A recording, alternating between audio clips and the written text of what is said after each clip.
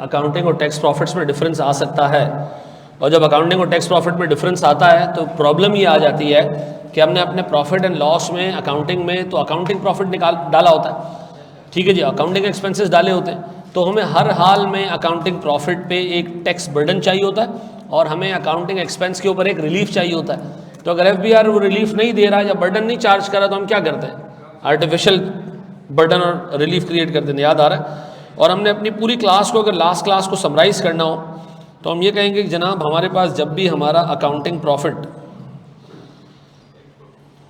ज़्यादा होता है किससे, तो हमारे हिसाब से टैक्स ज़्यादा बनना चाहिए लेकिन FBR टैक्स कम काट रहा होता है, तो हम क्या करते हैं, हम इस पर डेफर्ड टैक्स एक्सपेंस और डेफर्ड टैक्स लायबिलिटी बुक कर लेते हैं। और इस डिफरेंस को हम कहते हैं जनाब कौन सा डिफरेंस, टैक्सेबल डिफरेंस, ऐसा। फिर हमने ये देखा मेरे प्यारे भाई कि हमारे पास कभी ऐसा होता है कि सर टैक्स के हिसाब से किसी साल का प्रॉफिट ज़्यादा आ रहा होता है अकाउंटिंग के प्रॉफिट के मुकाबले में, ठीक है जी, तो FBR हमसे ज़्यादा टैक्स काट लेता है, ठीक है जी, और जबकि हम समझते हैं कि टैक्स क्या है, कम है, तो सर इसका मतलब है हमारे लिए एक डेफर्ड टैक्स एसेट क्रिएट होना चाहिए, क्योंकि हम समझते हैं कि जी हमसे ज़्यादा टैक्स कटा है तो हमें इसका रिलीफ आगे जाके मिलेगा। सर इसको हम क्या कहते हैं जनाब, डिडक्टेबल डिफरेंस है, ऐसा है मेरे प्यारे बच्चों। अच्छा जी, बोर्ड पे देखिएगा दोस्त, सर आज के हमारे एजेंडा पे है 4 चीज़ें, ठीक है। आज हमने पढ़नी है जनाब परमानेंट डिफरेंसेस, आज हमने पढ़ना है जनाब लो रेट इनकम, ठीक है जी, आज हमने बैड डेट्स की ट्रीटमेंट पे बात करनी है, और फिर एंड पे आके हमने इन तीनों के ऊपर एक कॉम्प्रिहेंसिव सवाल लिखना है, ठीक है। तो अपने पास हेडिंग डालोगे सबसे पहले परमानेंट डिफरेंसेस,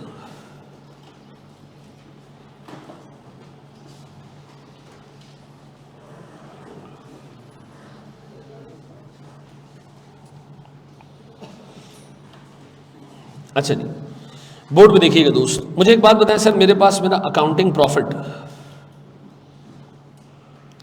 अज्यूम करें 5 लाख रुपए का, ठीक है जी, इसमें मैं कुछ चीज़ें ऐड करूंगा और कुछ चीज़ें लेस करूंगा, गौर से सुनना, बस दिमाग में ये रखो टोटल ना 25 कॉन्सेप्ट्स हैं, 25-26 के करीब। हमने अभी तक लास्ट क्लास में सिर्फ एक कवर किया, अकाउंटिंग और सॉरी टैक्सेबल और डिडक्टेबल डिफरेंस कौन सा है। आज हम 3 छोटे छोटे डिफरेंसेस, छोटी छोटी चीज़ें कवर कर लेंगे। मुझे बताएं सर, मेरे पास अकाउंटिंग प्रॉफिट है 5 लाख, मैं आपसे जानना चाह रहा हूँ मेरे पास एक ऐसी अकाउंटिंग इनकम है, कमीशन इनकम, जो अभी तक रिसीव नहीं हुई है। FBR कह रहा है इस कमीशन इनकम को क्या करो, हटाओ। मैंने कहा अभी हटा देते हैं सर। ये आ गया जी मेरी कमीशन इनकम, क्यों हटाइए, रिसीव नहीं हुई है। इसको मैं कह दूं जनाब ये मेरे पास है नॉट येट रिसीव्ड, ऐसा। ये है मेरे पास, अज्यूम करो 15,000 रुपए की, ये मैंने हटा दी। अब मेरा सवाल है, ये अकाउंटिंग की नज़र में इनकम है, हाँ, टैक्स की नज़र में इनकम नहीं है, तो सर अकाउंटिंग की नज़र में अगर इनकम है तो अकाउंटिंग की इनकम ज़्यादा और टैक्स की इनकम कम, एक टैक्सेबल डिफरेंस 30% के हिसाब से कितना बनता है सर, 4,500 रुपये का डेफर्ड टैक्स एक्सपेंस और डेफर्ड टैक्स लायबिलिटी। बोर्ड में देखना, अब लॉजिकली एक चीज़ समझने की कोशिश करना। सर इसी के साथ साथ FBR ने मुझे ये भी बताया कि आपके इस 5 लाख रुपए की इनकम में 1 लाख रुपए ऐसा है जो कैपिटल गेन से हासिल हुआ है, और ये कैपिटल गेन ऐसा इनकम है आपके लिए जो कि एग्जेम्प्ट है, इस पे कोई टैक्स नहीं बनता।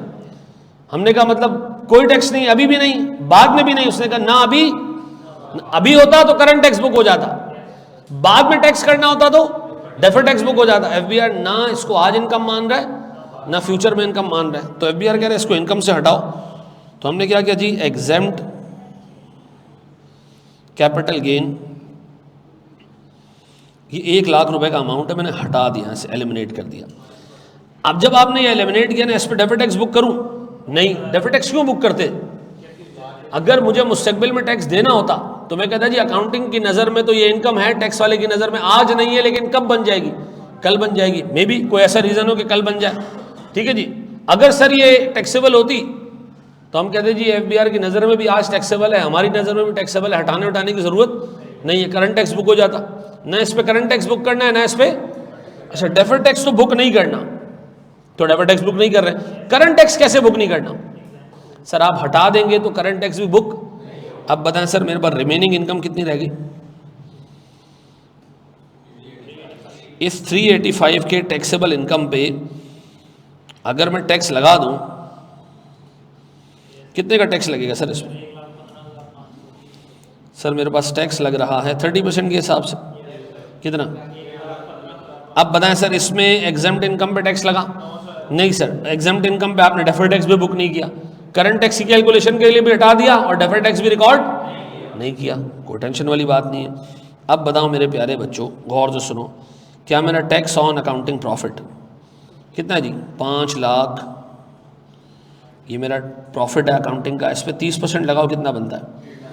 1.5 लाख रुपए बनता है। ऐसा मैं कह रहा हूं जी, अकाउंटिंग प्रॉफिट हर किस्म का, ऐसा अकाउंटिंग प्रॉफिट जिसको एफबीआर भी मानता है, ऐसा अकाउंटिंग प्रॉफिट जिसको एफबीआर देर से मानेगा प्रॉफिट, ऐसा अकाउंटिंग प्रॉफिट जिसको एफबीआर प्रॉफिट मानता ही नहीं है, सब पे टैक्स लगाओ ना तो 1.5 लाख बनते हैं। सर ऐसा अकाउंटिंग प्रॉफिट जिसको एफबीआर भी मानता है, हम भी मानते हैं, उस पर टैक्स कितना बन रहा है? 1,15,000। ऐसा अकाउंटिंग का प्रॉफिट जिसको हम अभी इनकम मानते हैं, एफबीआर बाद में मानेगा, उस पर कितना है जी? सर 4,500। तो मुझे बताओ ये टैली करेगा? ये कितना अमाउंट आ रहा है? 1,19,580। अच्छा 1,15,500। अब बताओ कितना हो जाएगा? 1,20 हो जाएगा। मुझे बताओ ये मैच क्यों नहीं कर रहे? सर सीधी सी बात है, ऊपर जो है वो टैक्स ऑन अकाउंटिंग प्रॉफिट में कैपिटल गेन पे टैक्स शामिल है, कैपिटल गेन पे ना करंट टैक्स है ना डेफर्ड टैक्स है, तो इसलिए तो टैली नहीं कर रहा। तो क्या करें भाई? आप सर रिकंसाइल करने के लिए ऊपर से भी टैक्स ऑन एग्जेम्प्ट इनकम हटा दें। कितने की एग्जेम्प्ट इनकम है? 1 लाख की। इस पर कितना टैक्स बनता है?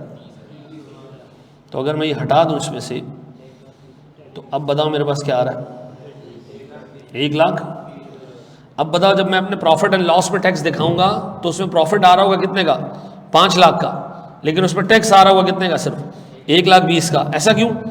अब तो ये तो मामला आउट हो गया, आपने तो कहा सारी इनकम पे टैक्स लगना चाहिए यार। लेकिन अगर तुम्हारे पास एक इनकम को एफबीआर मानेगा ही नहीं इनकम, तो सर फिर हमारे पास डिफरेंस आएगा, और इस डिफरेंस को हमने क्या करना है? इसी तरह रिकंसिलेशन के अंदर एडजस्ट करना है।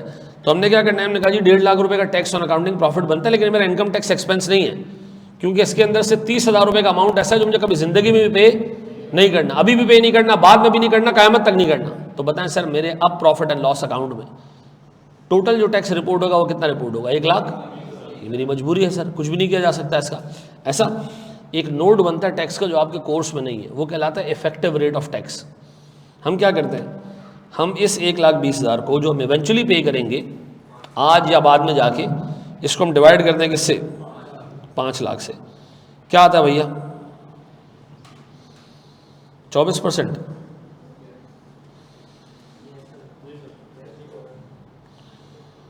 तो इफेक्टिव टैक्स रेट हमारा 30 नहीं है, बल्कि ऐसा क्यों? क्योंकि हमारी इनकम में 20% पोर्शन क्या है? एग्जेम्प्ट इनकम का। तो हमारा जो 30% का टैक्स था उसमें से इफेक्टिवली 20% निकल गया, तो 24% रह गया। ऐसा अब बताएं जब भी एग्जेम्प्ट इनकम आएगी क्या करोगे? उसको अकाउंटिंग प्रॉफिट में से हटा दोगे, और फिर उस पर जो टैक्स बनता है वो टैक्स ऑन अकाउंटिंग प्रॉफिट में से हटा दोगे। ऐसा अकाउंटिंग प्रॉफिट में से उसको हटाओगे, और जो टैक्स ऑन अकाउंटिंग प्रॉफिट है इसमें से भी उसको हटा दोगे। पक्का? अब हमारी रिकंसिलेशन टाई हो जाएगी। ये जो रिकंसिलेशन में आपने पहली एडजस्टमेंट देखी ना, अब इधर 8-9 एडजस्टमेंट्स आ रही होंगी लाइन से। टैक्स ऑन अकाउंटिंग प्रॉफिट में एक चीज़ हटाओ, दूसरी चीज़ हटाओ, तीसरी चीज़ हटाओ, तब जाके करंट और डेफर्ड टैक्स से वो मैच करेगा। अभी हमने पहली चीज़ देखी, कौन सी? Permanent difference. ऐसा मुझे बताओ परमानेंट डिफरेंस एक इनकम है या एक एक्सपेंस है? इधर एक इनकम है ना, एग्जेम्प्ट इनकम पे मामला आ रहा है ना, क्या एक्सपेंस हो सकता है परमानेंट डिफरेंस? अभी आएगा सर। एक डोनेशन है आपने दे दी, एफबीआर कह रहे मेरी नज़र में एक्सपेंस नहीं है, तो वो भी क्या क्रिएट करेगा? अब बताओ परमानेंट डिफरेंस का मतलब क्या? ऐसी इनकम और एक्सपेंस जिसको एफबीआर कयामत तक इनकम और एक्सपेंस नहीं मानेगा, ऐसा वो क्या क्रिएट करेंगे? Permanent difference. और परमानेंट डिफरेंस में हम क्या करेंगे? करंट टैक्स से भी उसको हटा देंगे, और डेफर्ड टैक्स के लिए भी वो एलिजिबल नहीं होगी। और जितने भी परमानेंट डिफरेंसेज हैं वो किसको हिट करेंगे? रिकॉन को। किसको? इसको हम रिकॉन कहते हैं। ऐसा है सर, ये कॉपी कर लें।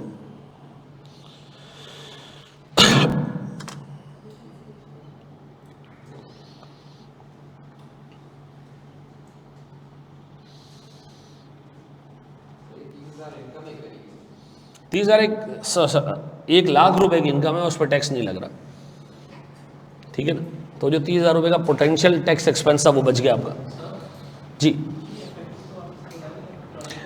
यार ये एक डिस्क्लोजर है, खैर हमारे कोर्स में नहीं है, लेकिन मैं आपको बता रहा हूँ। 5 लाख की टोटल इनकम पे तुम्हारा टैक्स कितना बन रहा है?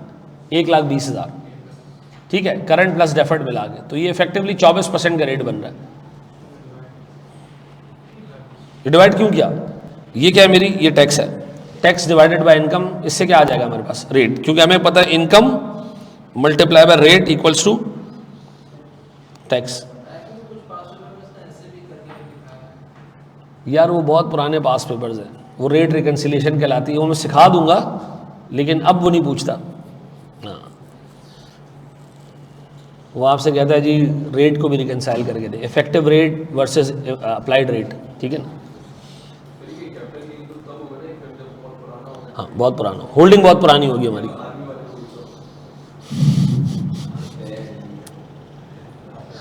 हर जगह नाक कटाई है इन्होंने, यकीन करो।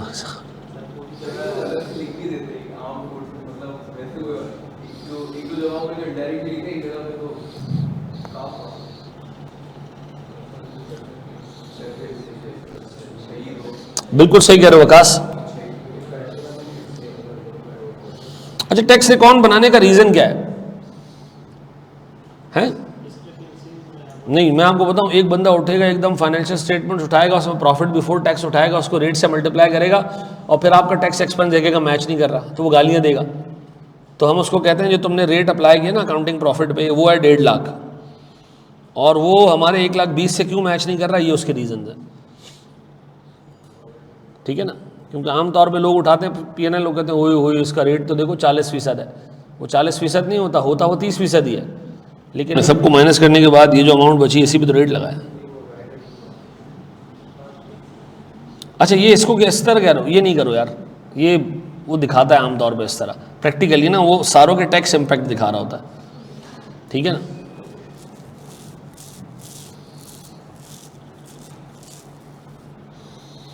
बड़े हम आगे,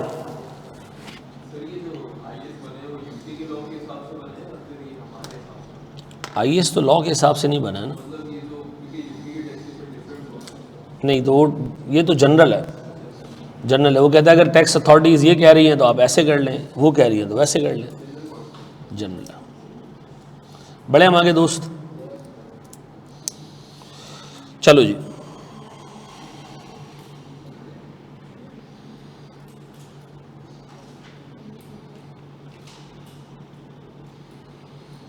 अच्छा एक बात बताओ, इसी तरह का डोनेशन हो तो क्या करोगे फिर? हैं? डोनेशन हमें मिली नहीं है, हमने दी है।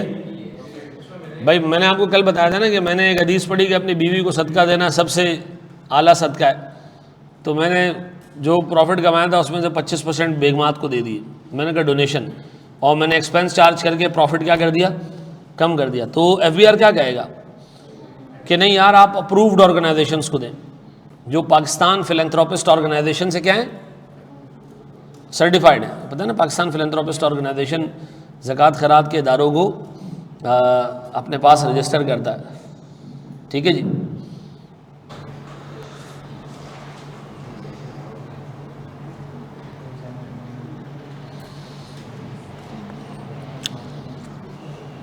मैं कह रहा हूँ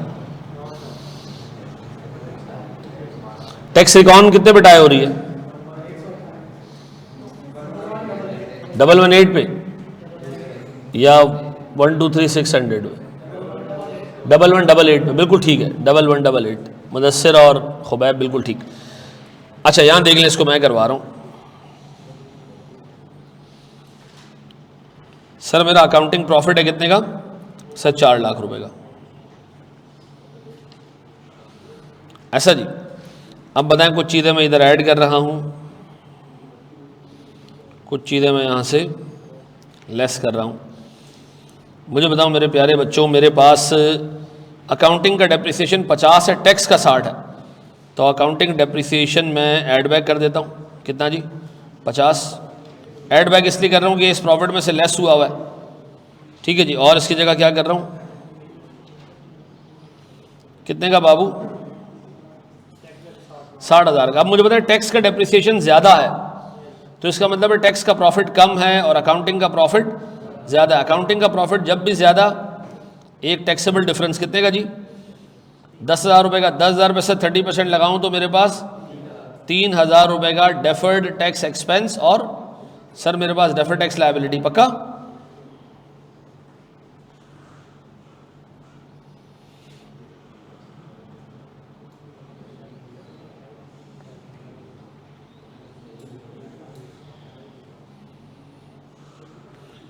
अब बताओ मेरे प्यारे बच्चों,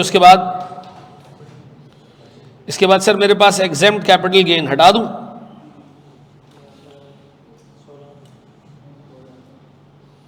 कितने का जी 16,000। इसको ना ऐसे जब भी एग्जेम्प्ट चीज आए ना, इसको आपने ऐसे स्टैरिक बना के अपने पास नोट कर लेना है, ठीक है जी, कि मुझे आगे देखना है इसको। फिर इनकम नॉट येट रिसीव्ड, जी सर अक्रूड इनकम्स,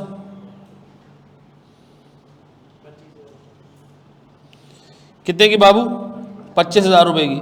सर ये एक ऐसी अकाउंटिंग इनकम है जो टैक्स के नज़र में इनकम ही नहीं है, तो अकाउंटिंग की इनकम ज़्यादा है क्योंकि अकाउंटिंग में इनकम है और टैक्स में इनकम नहीं है। सर कितना,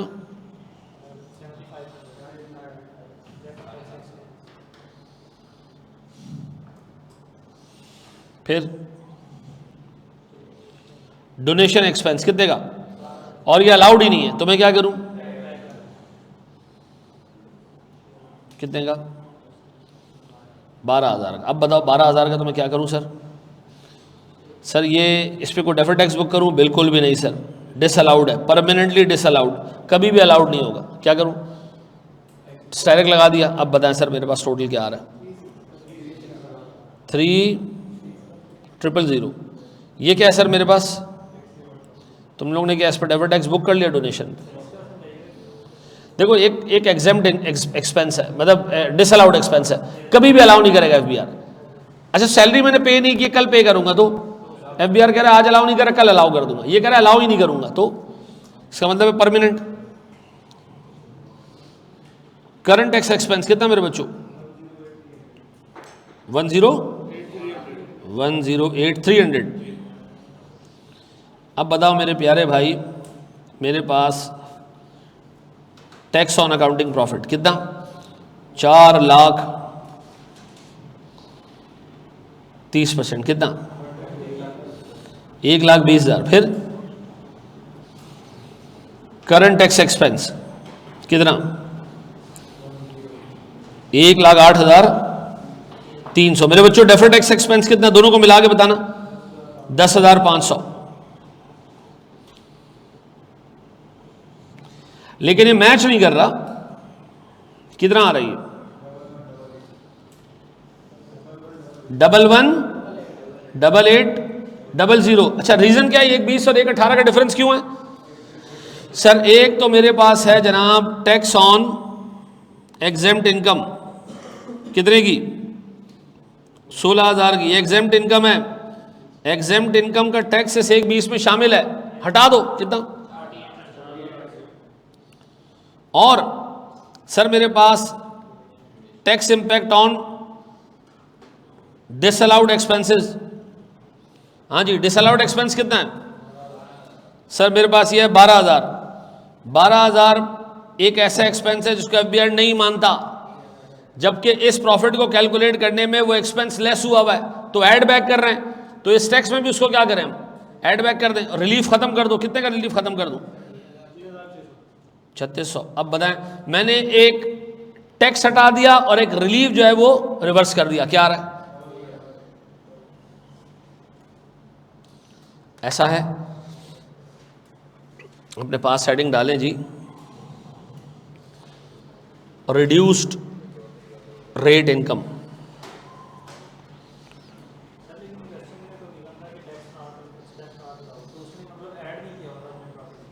देखो एक्सपेंस नॉट अलाउड में अकाउंटिंग में तो एक्सपेंस शामिल है, लेस हुआ है, तो इसका मतलब है ये जो तुम्हारे पास 4 लाख का प्रॉफिट आ रहा है ये डिडक्ट होने के बाद है, और ये जो 4 लाख पर टैक्स आ रहा है इसमें इफेक्टिवली उसका रिलीफ शामिल है। तो रिलीफ रिवर्स करोगे तो टैक्स बढ़ जाएगा ना। तो हमने जब रिलीफ रिवर्स किया तो 3600 रुपये से हमारा टैक्स इंक्रीज हो गया। इसलिए ऐड किया क्योंकि हम ये चाहते थे कि हमारी टैक्सेबल इनकम बढ़े, क्योंकि हमने माइनस कर दिया। हम चाहते हैं कि जी बढ़े क्योंकि एफबीआर कह रहा है कि ये एक्सपेंस हम नहीं मानते, जबकि हमने उसको रिकॉर्ड किया हुआ है। तो हमने उसको रिवर्स किया ताकि इनकम बढ़ जाए हमारी। टैक्स प्रॉफिट कम होना, अकाउंटिंग प्रॉफिट ज़्यादा होना, टैक्सेबल डिफरेंस है ना, तो डेफिनेट टैक्स लायबिलिटी आएगी ना वैध। जी मेरे प्यारे भाई, बढ़े हम आगे। क्या चीज़? ये उस बच्चे ने भी थोड़ी देर पहले पूछा था। मैंने कहा ये वो फॉर्मेट बनाता है, सारे टैक्स इम्पैक्ट दिखाता है अलग अलग अलग अलग अलग अलग अलग अलग। We can directly remove exempt income account, यार नहीं करना है, नहीं करना, नहीं करना, अलग अलग दिखाना है इसको। उबैद समझ आ गया तुम्हें? अच्छा मेरे बच्चों मुझे एक बात बताओ, सुनो, बोर्ड पे देखो, अपने पास हेडिंग डालो जनाब, income tax at low rates.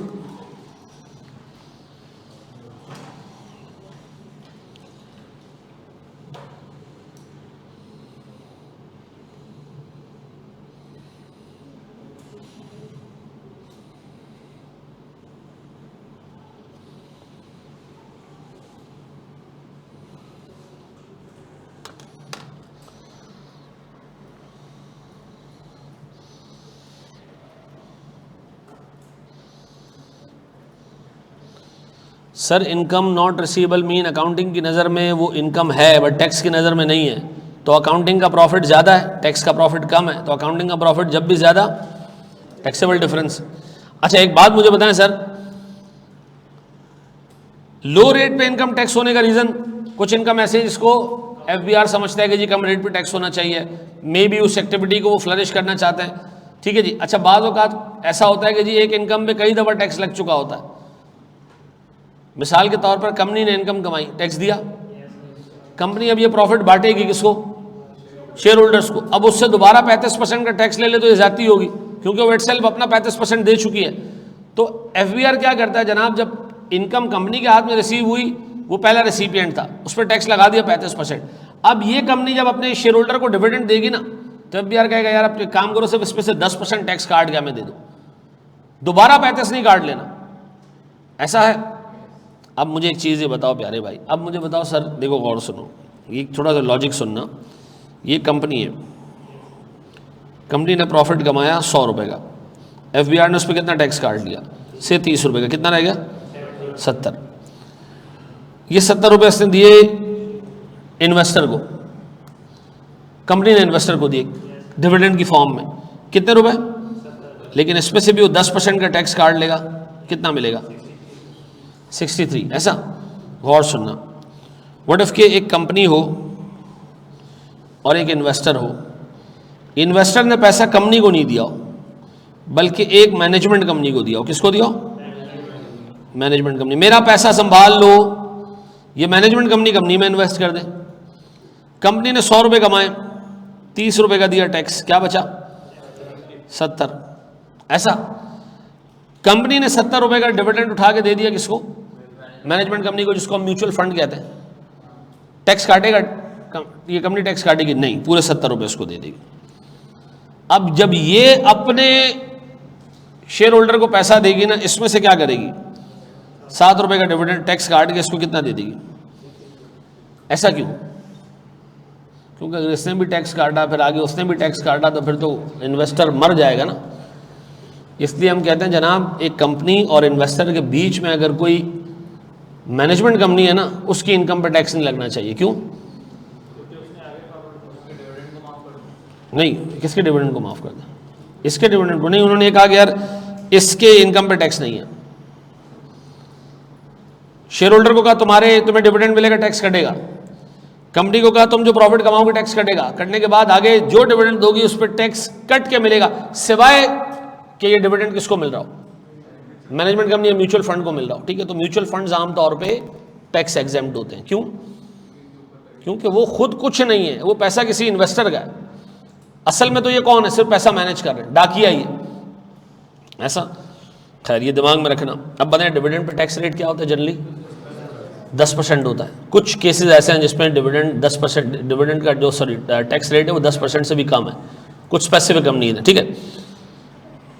Board पे देखो दोस्त, हमने ना ये केस नहीं पढ़ना, हमने सिर्फ ये वाला केस पढ़ना है। पता है जी, कंपनी को प्रॉफिट पे डिविडेंड को प्रॉफिट पे टैक्स देना पड़ा कितने का? 30%। अब ये कंपनी मुझे जो है ना वो ये 70 रुपये का डिविडेंड देगी, तो इस पर क्या काटेगी? 10% का टैक्स। तो मुझे बताओ, मुझे जो इनकम मिली है वो कितने की मिली? 70 की, लेकिन उसमें से कितना टैक्स कटा हुआ है? 7 रुपये का। मैं समझता हूं मेरे इनकम पे तो टैक्स 35% लगना चाहिए। FBR कह रहा है क्या कर रहा है भाई, तेरी इनकम पे ऑलरेडी पीछे टैक्स कट चुका है, कंपनी के हाथ में टैक्स कट चुका है, आपने तो कंपनी के शेयर्स लिए, तो कंपनी पे टैक्स क्या हो चुका है? कट चुका है। अब ये कंपनी डिविडेंड आपको देगी तो दोबारा टैक्स नहीं काटेगी, हाँ 10% का टैक्स काटेगी, इससे ज्यादा नहीं। ऐसा। अब सुने जरा गौर से सुने प्यारे भाई, अच्छे तरीके से एक चीज़ सुनना, मैं ये मिटा रहा हूँ और आपको मैं एक छोटी सी एग्जांपल ऐसी दे रहा हूँ। मुझे बताएं, एक कंपनी है कंपनी ए, एक कंपनी है कंपनी बी। कंपनी बी ने कंपनी ए में पैसा इन्वेस्ट किया हुआ है, ठीक है जी। कंपनी ए ने पैसा कहाँ इन्वेस्ट किया हुआ है? मार्केट में। मार्केट का मतलब सर सेल परचेज में। कंपनी ए को सेल परचेज में जो फायदा होता है उस पर कंपनी ए क्या करती है? 30% पे टैक्स देती है। जो बच जाता है वो हम किसको दे देते हैं? बी को। क्या बी को ये पैसा देते हुए ये 70 रुपये बी की इनकम बनेगी? तो 20 पे पूरे रेट से टैक्स देगा, दोबारा 30% नहीं। बी को FBR कहता है तुम एक काम करो, किस रेट से टैक्स दे दो? 10%। अब गौर सुनना, मेरे पास मैं अकाउंटिंग कर रहा हूँ बी कंपनी की, ठीक है। बताएं मेरा अकाउंटिंग प्रॉफिट है, अज्यूम करो सर 2.5 लाख रुपए। इस अकाउंटिंग प्रॉफिट में एक डिविडेंड शामिल है 40,000 रुपए का, जिसका टैक्स रेट है 10%। तो डिविडेंड कितना शामिल है? 40,000 का। हम ये डिविडेंड यहां से माइनस कर रहे हैं, क्यों सर? अगर मैं ये माइनस नहीं करूंगा 40,000 तो ये मेरे टैक्सेबल प्रॉफिट का पार्ट बन जाएगा, और इस टैक्सेबल प्रॉफिट का पार्ट बनने के बाद सर इस पे करंट टैक्स लगेगा कितने से? 30% से। ये गलत हो जाएगा, तो मैंने इसको हटा दिया। अब बताएं सर, मेरे पास जो टैक्सेबल प्रॉफिट पे टैक्स लग रहा है वो कितना लग रहा है सर? 30% लगाओ। अब बताएं इस 63,000 में डिविडेंड पे कोई टैक्स शामिल है? नहीं। अब बताएं सर 40,000 रुपए का डिविडेंड है तो सही, टैक्स तो देना पड़ेगा इस पे, कितने का? तो हम क्या करते हैं, यहां दोबारा एक चीज करते हैं, करंट टैक्स एक्सपेंस 10% पे कितना? 4,000। तो बताएं मेरा करंट टैक्स टोटल कितना हो गया? 67। मैंने आम इनकम पे टैक्स दिए कितने से? 30% से। डिविडेंड पे टैक्स दिए कितने से? 10% से। अब बताओ सर, अगर मैं रिकॉर्ड बनाने जाऊं तो मैं क्या कहूँगा? टैक्स ऑन अकाउंटिंग प्रॉफिट कितने का? सर 2.5 लाख मल्टीप्लाई बाय 30% कितना? मेरा करंट टैक्स एक्सपेंस 60। कोई डेफर्ड टैक्स नाम की चीज है? नहीं सर। तो बताइए कितना आ रहा है? अब मुझे एक बात बताओ मेरे प्यारे बच्चों, अगर मैं तुमसे कहूं कि इस 67 में डिविडेंड पे टैक्स शामिल है 10% पे, और इस 75,000 में डिविडेंड पे टैक्स शामिल है पूरे 30% पे, ऐसा क्यों? क्योंकि सर 2.5 लाख में डिविडेंड इनकम शामिल, मैंने इंटायर 2.5 लाख पे 30% का टैक्स ले लिया, ऐसा। जबकि सर टैक्स इस पे लगा कितना है? 10%। इस 67 में कितना टैक्स शामिल है? 10%। इस 75 में कितना टैक्स शामिल है?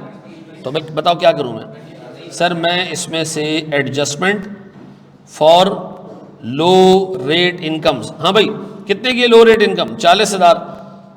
कितना टैक्स इस पे एग्जेम्प्ट है, माफ है? 20। यस 20। कितना निकालो जरा, अब ये मैच कर जाएगा कितना? ऐसा। अब बताएं सर, कैपिटल गेन भी लो रेट टैक्स था, उस पर कितना टैक्स था? 0%। ये भी लो रेट है, इस पर टैक्स रेट कितना है? तो सर जब भी आपको स्टैंडर्ड रेट से कम पे टैक्स देना पड़े तो वो आपके रिकॉर्ड में एडजस्ट होगी, ऐसा। ये कर लोगे मेरे बच्चों? कॉपी करें सर, मैं आपको सवाल दे रहा हूँ, शाबाश। और मुझे बताओ डिविडेंड पे टैक्स रेट कम क्यों है? क्योंकि ऑलरेडी मेन कंपनी के हाथ में इस पर टैक्स लग चुका है। ठीक है जी, क्या चीज नहीं लगना चाहिए, लेकिन ये पाकिस्तान वो कौम है जिसमें आपको भरपूर तरीके से डिस्करेज किया जाएगा कि कंपनी नहीं खोलना।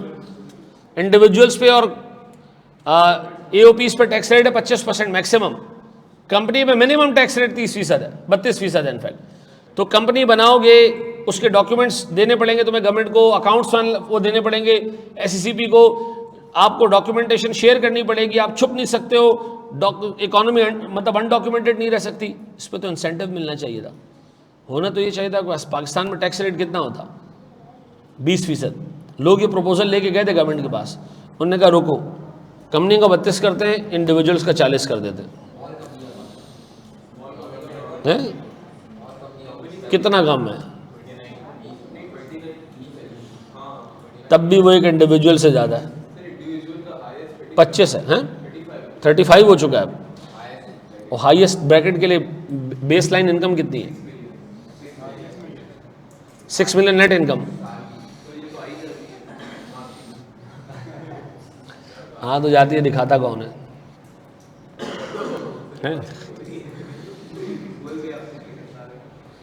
नहीं, हम तो रूल्स को फॉलो करते हैं। मैंने एक अपार्टमेंट लिया, मुझे पड़ा तकरीबन 3.5 करोड़ का।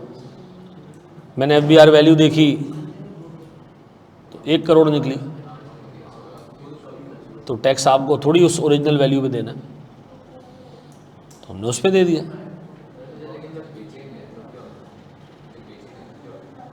हमने थोड़ी देना टैक्स, बेचते तो कॉस्ट में, लोग जितने का खरीदा होता है उतने में बेचते हैं, बाकी कैश में लेते हैं। एक बात बता, जब आपका बहुत सारा पैसा, आपको क्या खरीदना चाहिए? गोल्ड खरीदना चाहिए। क्यों?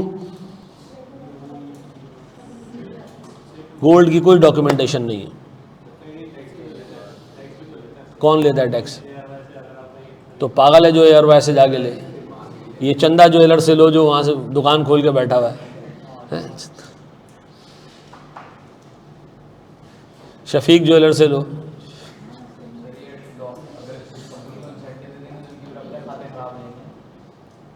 मसले बड़े हैं यार।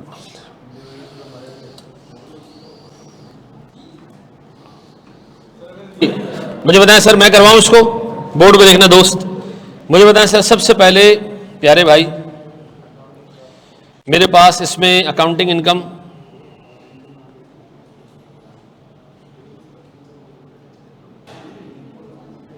कितने की भैया? 8,80,000। बोर्ड पे देखना सर, मैं इसमें कुछ चीज़ें ऐड कर रहा हूं, कुछ चीज़ें इसमें से मैंने लेस करनी है। सबसे पहले सर, मेरा अकाउंटिंग और टैक्स डेप्रिसिएशन, इस दफ़ा मेरा अकाउंटिंग डेप्रिसिएशन ज़्यादा है। इस दफ़ा मेरा अकाउंटिंग डेप्रिसिएशन ज़्यादा है। कितना ज़्यादा है भाई अकाउंटिंग डेप्रिसिएशन?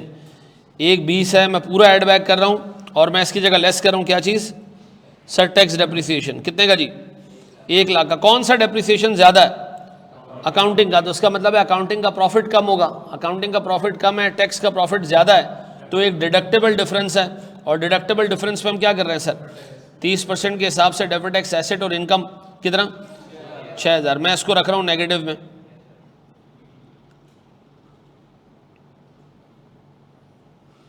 अच्छा, फिर मेरे पास एक एग्जेम्प्ट इनकम है 40,000 रुपए की, जिसपे कोई करंट टैक्स बुक नहीं होगा, कोई डेफर्ड टैक्स नहीं होगा।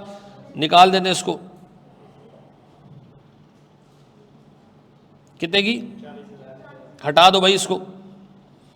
फिर प्यारे भाई, इस पर कोई करंट टैक्स बुक नहीं हुआ, ठीक है, कोई डेफर्ड टैक्स बुक नहीं हुआ, मैंने इसको मार्क भी कर दिया। फिर एक डिसअलाउड एक्सपेंसेस है, कितने की सर? 50,000 रुपए की, इसको भी ऐड बैक कर दो।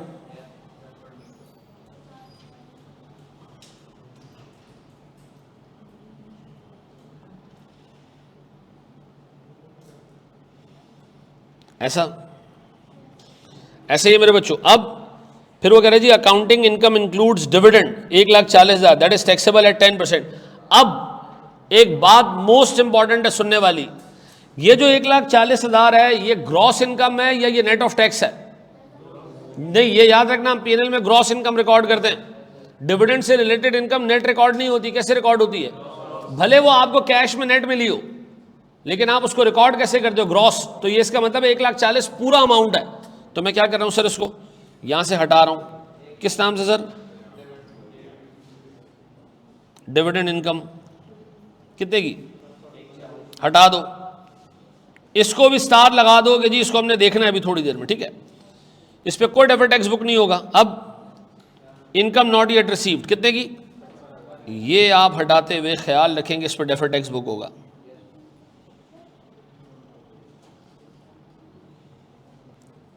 कितने की? अच्छा, ये एक ऐसी अकाउंटिंग इनकम है जिसको एफबीआर इनकम नहीं मानता, तो अकाउंटिंग इनकम ज्यादा, टैक्सेबल इनकम कम। एक taxable difference, deferred tax expense कितने का? 16,500 का डेफर्ड टैक्स एक्सपेंस और डेफर्ड टैक्स लायबिलिटी। पक्का मेरे प्यारे बच्चों, मेरे पास नेट डेफर्ड टैक्स कितना आ रहा है? और ये मेरे पास नेट डेफर्ड टैक्स एक्सपेंस है, ऐसा। अब बताओ मेरे भाई, ये आधी पौनी टैक्सेबल इनकम,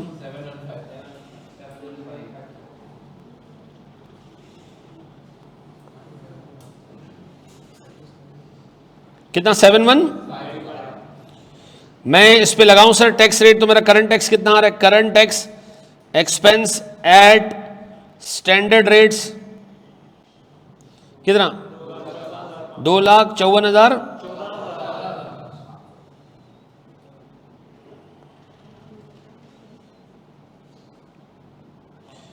अब जी current tax expense at low rates, तो जी आपका 1,40,000 रुपए का डिविडेंड किस रेट पे? कितना आ रही है?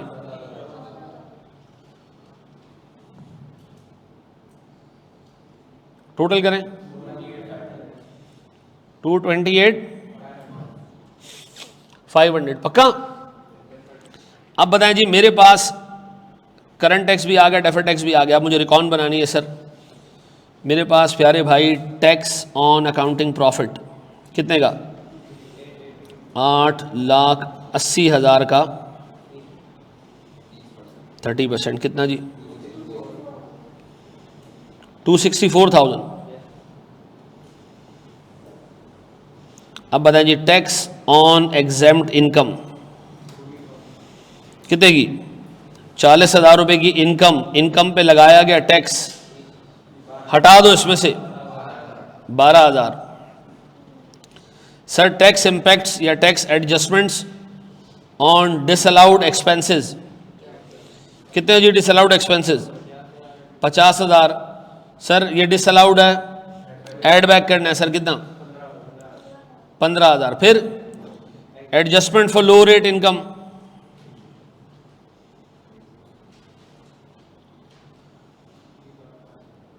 लो रेट इनकम है कितनी? 1,40,000। 10% का टैक्स ले चुके हैं, 20% हटाना है, कितना? कितना आ रहा है? 230 पूरा पूरा। अब बताइए मेरा करंट टैक्स एक्सपेंस 228,500। फिर डेफर्ड टैक्स एक्सपेंस कितना? 10,500। मेरे बच्चों क्या ये मैच कर रहा है? ऐसा मेरे भाई? पक्का? अपने पास हेडिंग डालो bad debts and tax implications.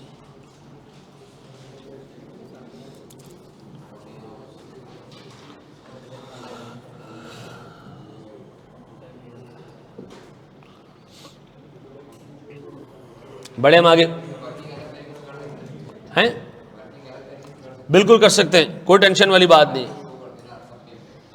Deferred tax के यार आपस की बात है, इस तरह का सवाल नहीं आता। ये तो आपको सिखा रहा हूँ अभी। सवाल जो आते हैं ना उसके लिए और इससे ज़्यादा कॉम्प्लेक्स वर्किंग बननी है, पहले वहाँ तक पहुँच जाए।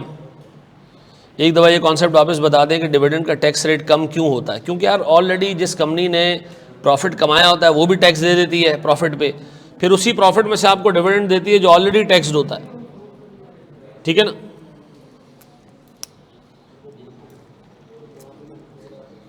नहीं कोई मसला नहीं है, अच्छे तैयारी करके जाएंगे, कोई नहीं मसला होगा। हाँ जी, अपने पास हेडिंग डाल दी किस चीज़ की? बेड डेट्स की। प्यारे भाई बोर्ड पे देखें, बोर्ड पे देखें, बोर्ड पे देखें। ये कॉपी कर लिया हो तो मैं बेड डेट्स पे चला जाऊं।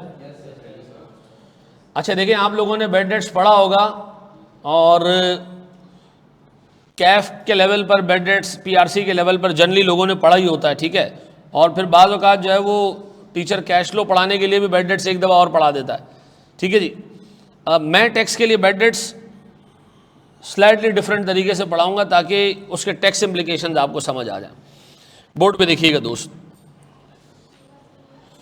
मुझे एक बात बताएं, अज्यूम करें एक कंपनी है, उसका पहला साल है, फर्स्ट ईयर है, उसे पहले साल ईयर 1 पे यानी पहले पूरे साल, ठीक है जी, अपने पास सेल्स की सर अकाउंट रिसीवेबल डेबिट 100 रुपये से और सेल्स क्रेडिट कितने से 100 रुपये से।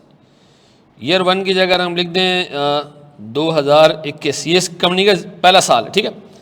100 रुपये की सेल्स कर दी और इस एंटिसिपेशन में बैठा हुआ है कि पैसे आ जाएंगे, ठीक है जी। अच्छा, इसमें से अज्यूम करें 80 रुपये आ भी गए, कैश डेबिट कितने से 80, अकाउंट रिसीवेबल क्रेडिट कितने से 80। गौर से सुनना, साल के एंड तक हमें पता चला कि एक बंदा जिससे 2 रुपये लेने थे हरामखोर भाग गया, जिससे 2 रुपये लेने थे भाग गया। हमने कहा वापस आएगा, उसने कहा नहीं, सामान वामान समेत सबको छोड़ छाड़ के बेगम बच्चों को लेके भागा है, अब वापस क्या लेने आएगा इधर। हमने कहा अच्छा कितने रुपए कंफर्म, जी सर 2 रुपये कंफर्म। बेडेड एक्सपेंस कितने से और अकाउंट रिसीवेबल क्रेडिट कितने से। ये आपने क्या किया, जब आपको पक्का पता चल गया कि वो भाग गया तो आप पैसे तो रिकवर नहीं होना। अच्छा अब गौर तो सुनना, गौर सुनना, गौर सुनना मेरे बच्चों, मुझे एक बात बताओ, मेरे पास अभी भी रिसीवेबल्स बाकी हैं कितने 18 रुपये। अब मेरे अकाउंटेंट ने कहा सर मैचिंग कॉन्सेप्ट ये कहता है कि जिस साल की इनकम उसी साल उससे रिलेटेड एक्सपेंसेस बुक होने चाहिए। हमें लग रहा है कि जी इस साल के जो क्लोजिंग रिसीवेबल्स हैं 18 रुपये, हमें लग रहा है इसमें से भी 3 रुपये बैड हो जाएंगे। ये सामने वाला जो जमील भाई है ना, इसकी शक्ल से भी जलालत टपक रही है, ये भी भागेगा, ठीक है जी। तो हमने क्या कि हमने कहा भागा तो नहीं है ना, अभी तो यही है ना, लेकिन हम क्या करें सर, गौर से सुनना, हमने अपने पास एक एंट्री पास की, बेड डेट्स एक्सपेंस डेबिट कितने से 3 से, और तो हमें यह पता चला कि प्रोविजन क्रिएट होता है क्लोजिंग रिसीवेबल्स को देख के, ऐसा। अब मेरे प्यारे बच्चों, जब मैंने साल ख़त्म किया तो मुझे बताएं मेरा टोटल बेड डेट्स एक्सपेंस कितना है। ऐसे नहीं 5, बेड डेट एक्सपेंस के 2 कंपोनेंट्स होंगे। एक कंपोनेंट होगा रिटर्न ऑफ डेट्स, कितने का 2 रुपये। एक change in provision, change in provision एक एक्सपेंस में रिजल्ट हो रहा है या एक इनकम में, एक्सपेंस में रिजल्ट हो रहा है, कितने का 3, कितना। अब याद रखना ये अकाउंटिंग की नज़र में एक्सपेंस है, टैक्स वाले की नज़र में कभी भी प्रोविजनल एक्सपेंसेस माने ही नहीं जाते। वो कहते हैं जो प्रोविजनल नेचर का एक्सपेंस है भाई वो मुझसे लेने ही नहीं आओ, मेरी नज़र में जो कंफर्म एक्सपेंस है जो तुमने पे कर दिया उस पर बात करें। अब बताएं सर इसमें से मैंने कितनी अमाउंट ऐसी है जो प्रोविजनल एक्सपेंस है, एफबीआर इसको नहीं मानता। मुझे बताएं मेरे पास एफबीआर के हिसाब से बेड डेट्स कितना है, वो है 2 रुपये, ऐसा। ये बात समझ आती। अच्छा और सुनना मेरे प्यारे भाई, ये साल तो हो गया ख़त्म, हम पहुँचे जी किस साल में 2022। गौर तो सुनना, 2022 में मेरे पास ओपनिंग रिसीवेबल आ रहा है कितने का 18। नहीं सर जमील तो भाग गया, नहीं भागा नहीं है, अभी है इधर ही है। फिर दूसरा मेरे पास क्या आ रहा है सर, दूसरा मेरे पास आ रहा है, हेलो जी, मैं थोड़ी देर में कॉल करूं, ओके हाँ जी। अब बताएं जी मेरे पास प्रोविजन आ गया कितने का 3 रुपए का। बोर्ड पे देखना आप दोस्त, बोर्ड पे देखना। अब हुआ क्या, कंपनी ने दोबारा सेल्स की, इस दफा 150 रुपए की। क्या किया मैंने, सेल्स में डाल दिए कितने 150 रिसीवेबल्स। बोर्ड पे देखना मेरे भाई, मैंने अपने पास एंट्री पास की, अकाउंट रिसीवेबल डेबिट कितने से 150 रुपये से, और सेल्स क्रेडिट कितने से 150। यार ये सेकंड ईयर ही देखने वाला है, प्लीज़ बोर्ड पे देखना। अच्छा फिर हुआ ये कि कस्टमर्स ने हमें कैश भी दे दिया जी 100 रुपये का, तो कैश डेबिट और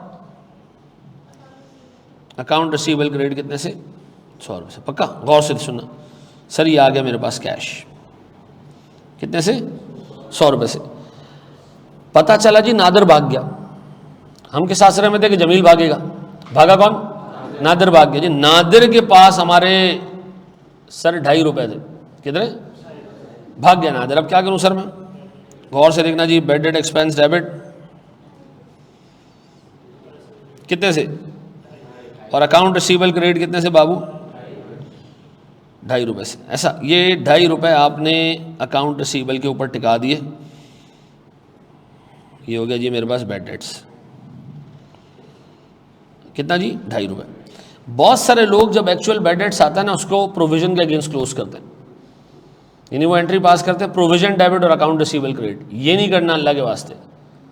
वो लोग कहते हैं जी प्रोविजन जो है ना वो हमने क्रिएट इसीलिए कहते हैं कि जब बैड हो जाएगा तो हम उसको एसेट के अगेंस्ट नॉक कर देंगे। आपने नहीं करना, आपके नज़र में प्रोविजन सिर्फ आउटस्टैंडिंग रिसीवेबल्स के ऊपर जो प्रोविजन बनना चाहिए, बैड डेट्स बनना चाहिए, उस काम आएगा बस।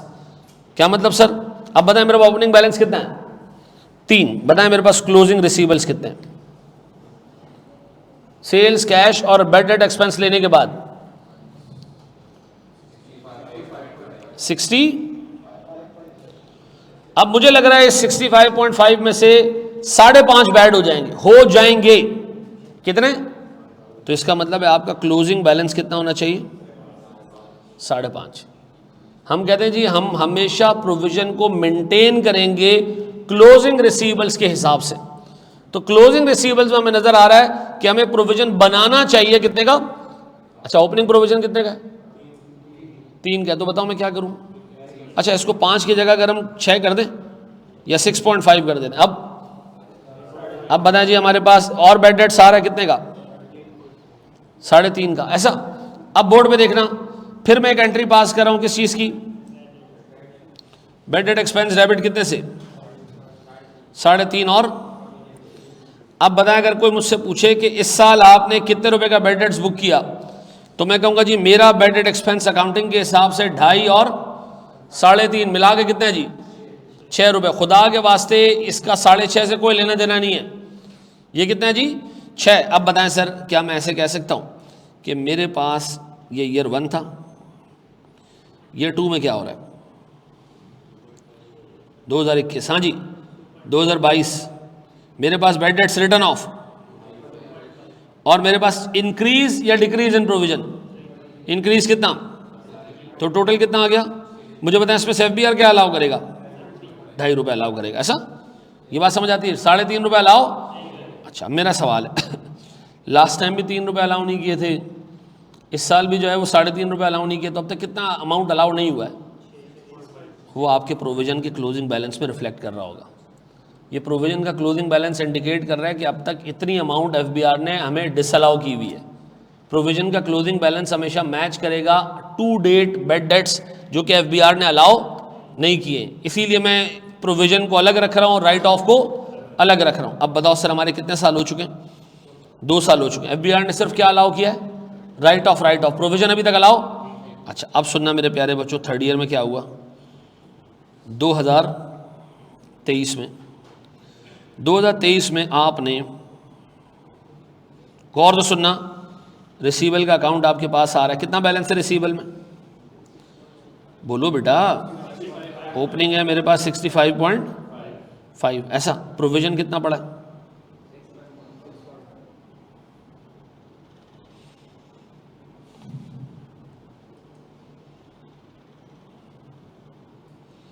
ऐसा।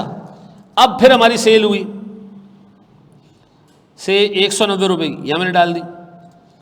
फिर कैश आया, कैश डेबिट और sorry cash debit receivable credit कितने का जी 195 रुपए का। अब बताओ हमारा क्लोजिंग रिसीवेबल कितना है, या इसको 215 कर दो। अब सुनो सुनो सुनो सुनो सुनो, ये भी हुआ और फिर हमारे पास कुछ बैड डेट क्या हुआ, राइट ऑफ भी हो गया। राइट ऑफ हुआ जी 4 रुपए का, कितने का। अब बताओ मेरा क्लोजिंग बैलेंस कितना, 36.5। अब इस 36.6 के हिसाब से मैं समझता हूं मेरा प्रोविज़न बनना चाहिए सिर्फ 2 रुपये या से 2.5 रुपये या से मेरा प्रोविज़न बनना चाहिए 3.5 रुपये क्लोजिंग। अब बताओ मेरे पास तो ओपनिंग 6.5 रुपये पड़ा हुआ है, तो मुझे क्या करना पड़ेगा, इस प्रोविज़न को रिवर्स करना पड़ेगा, यानी बेड डेट्स रिवर्स होगा।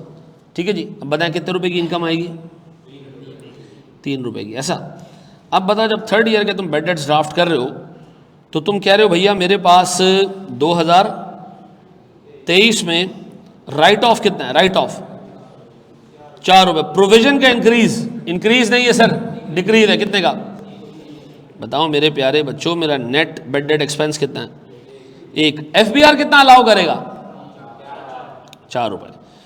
अब मुझे एक बात बताओ, पेपर में लोग जाते हैं उनको ये तो समझ आ जाता है कि अकाउंटिंग के एक्सपेंस के 2 टुकड़े, प्रोविजन का इंक्रीज और राइट ऑफ, और एफबीआर उसमें सिर्फ किसको अलाउ करता है, राइट ऑफ को। अकाउंटिंग एक्सपेंस के 2 टुकड़े, एफबीआर सिर्फ किसको अलाउ करेगा, एक को। आमतौर पे अकाउंटिंग का एक्सपेंस ज्यादा होता है और टैक्स का एक्सपेंस, लेकिन सर जिस साल आपका प्रोविजन रिवर्स होगा ना, आपका अकाउंटिंग एक्सपेंस 2 टुकड़ों में तो आ रहा होगा, लेकिन उसमें एक टुकड़ा एक्सपेंस नहीं होगा बल्कि इनकम होगी। तो मुझे बताओ मेरे पास नेट अकाउंटिंग एक्सपेंस कितना आ रहा है, 1 रुपया, और टैक्स का एक्सपेंस कितना है, 4 रुपये। लोग यहाँ परेशान हो जाते हैं, ये कैसे हो गया, बेड डेट एक्सपेंस कम आ रहा है, राइट ऑफ ज्यादा आ रहा है, जबकि बेड डेट एक्सपेंस में क्या होता है, 2 चीजें होती हैं, एक्सपेंस सॉरी राइट ऑफ भी होता है और साथ में प्रोविजन में। तो प्रोविजन सिर्फ बढ़ता नहीं है भाई, प्रोविजन कम भी होता है। सर ये कुछ अटेम्प्ट्स पहले एग्जामिनर ने पूछा, आप उसके कमेंट्स पढ़ो, वो कहता है बच्चों को बेड डेट्स का आइडिया ही नहीं है कि अकाउंटिंग के अंदर बेड डेट एक्सपेंस के 2 पोर्शंस हैं, एक आपके पास रिटर्न ऑफ डेट वो सीधा सीधा एक्सपेंस है, और दूसरा आपके पास क्या, चेंज इन, तो change in provision can be an expense, can also be an income. ठीक है जी। तो ये याद रखना, आप इसमें ये चीज नहीं ढूंढना कि अकाउंटिंग का एक्सपेंस हमेशा ज्यादा होगा। अब मेरा सवाल है, अब आप अकाउंटिंग प्रॉफिट पे हो, आपको टैक्स प्रॉफिट पे आना है, क्या करोगे आप, मैं पूरा का पूरा अकाउंटिंग का बेड डेट एक्सपेंस ऐड करूंगा। बेड डेट एक्सपेंस ऐड करने का मतलब right of plus change in provision, पूरा का पूरा ऐड बैक करूंगा, और इसकी जगह क्या करूंगा, रिटर्न ऑफ डेट्स। ऐसा तो मुझे एक बात बताएं, अगर मैं 2021 की बात करूं तो क्या चीज़ ऐड बैक होगी, पूरे 5 रुपये, और क्या लेस होगा, 2 रुपये। और 2022 में क्या चीज़ ऐड बैक होगी, 6, और क्या लेस होगी, और सर 2023 में क्या चीज़ ऐड होगी, 1 रुपया, और क्या चीज़ लेस होगी, 4 रुपये। ऐसा अब सुनो, मुझे बताएं 2021 में अकाउंटिंग का एक्सपेंस ज़्यादा है, टैक्स का एक्सपेंस, अकाउंटिंग का एक्सपेंस ज़्यादा होने का मतलब अकाउंटिंग का प्रॉफिट कम है, और टैक्स का प्रॉफिट ज़्यादा है, तो डिडक्टेबल डिफरेंस। सेकेंड ईयर में अकाउंटिंग का एक्सपेंस ज़्यादा है तो अकाउंटिंग का प्रॉफिट कम, तो कौन सा, डिडक्टेबल डिफरेंस। थर्ड ईयर में अकाउंटिंग का एक्सपेंस कम है, टैक्स का एक्सपेंस ज़्यादा है, तो टैक्स का एक्सपेंस ज़्यादा होने का मतलब है टैक्स का प्रॉफिट कम और अकाउंटिंग का प्रॉफिट, तो ये एक टैक्सेबल डिफरेंस है।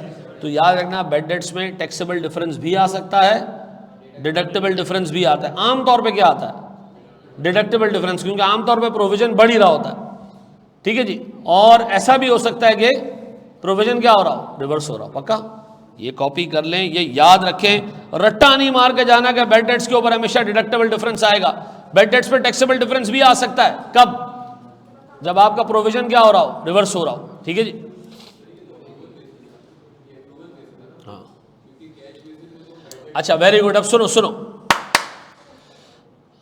सेल्स जो है ना वो, और ट्रेडिंग परचेजेस जो होती हैं, ये दोनों चीज़ों का एफबीआर टैक्स करता है अक्रूवल बेसिस के ऊपर। किस पे, अब और तो सुनना जो मैं बात बोलने जा रहा हूँ, इसको 2 मिनट बाद में लिख लेना। मैंने 100 रुपये की सेल्स बुक की, एफबीआर ने उसी वक्त इस पर 30% का टैक्स लगा दिया, कितना, 30। इसमें से 90 रिसीव हो गए, 10 रिसीव नहीं हुए, मेरे हिसाब से टैक्स कितना बनता है, 27। जो रिसीव नहीं हुए उस पर टैक्स कितना है, एफबीआर ने तुमसे पूरे 30 रुपये काट लिए, बाद में 10 रुपये मिले ही नहीं। आप एफबीआर के पास गए, आपने कहा भाई ये जो मेरे 10 रुपये मुझे मिले ही नहीं है, तुमने तो हरामखोर उस पर टैक्स काट लिया 3 रुपये का, तो मिले ही नहीं, इनकम ही नहीं हुई, अब क्या करूं। उसने कहा आप एक काम करें, इसको क्लेम कर लें बेड डेट्स एक्सपेंस के तौर पे। जब आप इसको राइट ऑफ करेंगे मेरे पास आना, मैं क्या अलाउ कर दूंगा, एक्सपेंस अलाउ कर दूंगा। एक्सपेंस अलाउ हो जाएगा तो सर ये 3 रुपये का आपको क्या मिल जाएगा, रिलीफ। मेरा सवाल ये है रिलीफ है या ये आपने जो ऑलरेडी टैक्स पे किया हुआ है वो इफेक्टिवली आपको वापस मिल रहा है, ऐसा है? अच्छा अब और सुनना, व्हाट इफ के इस सेल्स को हासिल करने के लिए मैंने 80 रुपये का एक परचेजेस भी दिखाया हो, लेकिन मैंने ये पे नहीं की हो, तो एफबीआर अलाउ कर देगा? हाँ, एफबीआर अलाउ कर देता है। ट्रेडिंग लायबिलिटीज एफबीआर अलाउ कर देता है, कैश बेसिस पे नहीं। कौन सी बेसिस पे? लेकिन फिर कहता है कि 3 साल में पे नहीं किया ना, तो ये ऐड बैक करवाऊंगा। ये 3 साल में जो पे नहीं होते तो फिर हम क्या करते हैं, ये ऐड बैक क्यों करवाता है भाई? क्योंकि ऑलरेडी आप इसके ऊपर रिलीफ क्लेम कर चुके होते हो। तो जब 3 साल में पे नहीं करते तो एफबीआर कहता है तुम 1.5 होशियार हो ना, तुम इसका मतलब है तुमने तो ये बोगस लायबिलिटी बुक की है, तो उसको क्या करो, ऐड बैक करो। ये रूल मेरे ख्याल में तुमने पढ़ा भी होगा, टाइम बार्ड पेबल्स के नाम पे। ऐसा ये पहले कॉपी करो, इसलिए इनकम हुई कि तुम ऑलरेडी उस पर रिलीफ ले चुके हो, ऐसा। जी मेरा बच्चा,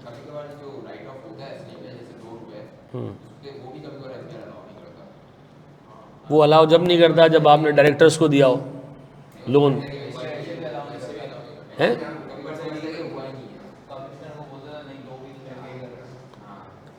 यार ये मुझे ना आज तक समझ नहीं आया कि आप उसी अमाउंट को क्लेम कर रहे हो जो आपने टैक्स के तौर पे पे की हुई है, लेकिन अच्छा ये एक रिस्क है कि बैंकिंग चैनल के बाहर ही सेटलमेंट हो सकती है। बैंकिंग चैनल के बाहर आपने पैसा रिसीव कर लिया, लेकिन मैं बताऊं, अगर किसी दिन इकॉनमी मुकम्मल डॉक्यूमेंट हो गई ना, तो जो पे करने वाला है ना उसके लिए अजाब बन जाएगा, क्योंकि वो पे करेगा तो उसका अमाउंट कटने का मतलब है उसकी लायबिलिटी टाइम बार्ड से निकल जाएगी। उसे पे कर दिए, 3 साल तक उसने उसकी पेमेंट नज़र नहीं है तो क्या होगा?